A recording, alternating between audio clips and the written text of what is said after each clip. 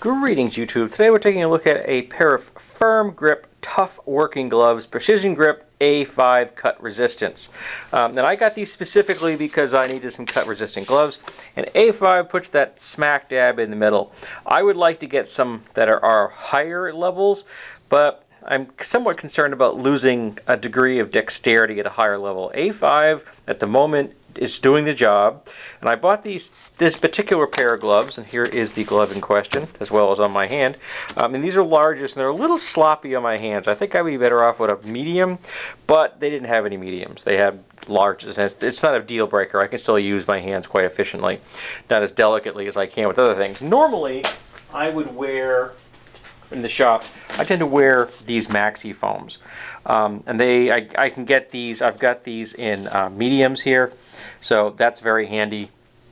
Literally, they fit my hands better, and for the most of my tasks, that works. And I can probably make a pair of these things last like a month, maybe 2 months if I'm lucky, and then they die.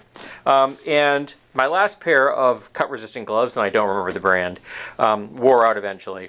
And partly because I was wearing them too often when I didn't need to, so I'm going to be more circumspect about these and only wear them when I absolutely need to handle things that are very sharp. And what do I bought them for this project, because as you can see, this has many sharp edges on it. So I've got, each one of these things is double-edged. And so that's 6 double-edged face surfaces, and this is a big piece of steel. It's 14 inches square. So there was absolutely no way I was going to be able to grind all these edges and get them to like a reasonable degree of sharpness. Even though this is an art piece, it's a very dangerous art piece.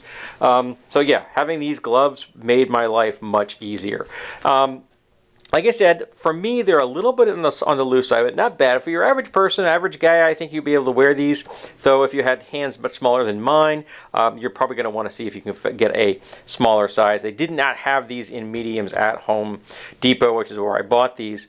And it was kind of like I needed them right away, so I didn't have time to order something online. And I like to, when it's a pair of gloves, I like to put them on, you know what I mean? See how they feel. And these are pretty good. Now, the one downside to these I've noticed is that the outside, the grip, is actually quite secure. You feel like you're grabbing something and you're not worried about it. The inside of the glove, though, it's a very slick surface. And it's giving me like a false positive that like my hands are slipping. They're not. The outside grip is working just fine, but because the inside is just got this kind of smooth surface, my actual fingertips are telling me that something sliding and it shouldn't be sliding. It's a little weird. I'm starting to get used to it, but when I first put them on, I was like, that's a very strange sensation. But they do work, and for the price, I think they were like $12.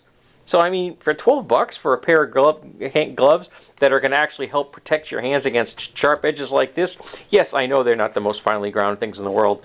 I do post-apocalyptic themed weapons, so I'm okay with that. And not to mention, I'm using that on in my angle grinder and my vise to grind things. I think I did pretty good. So yeah, very dangerous, and these kept my hands very safe.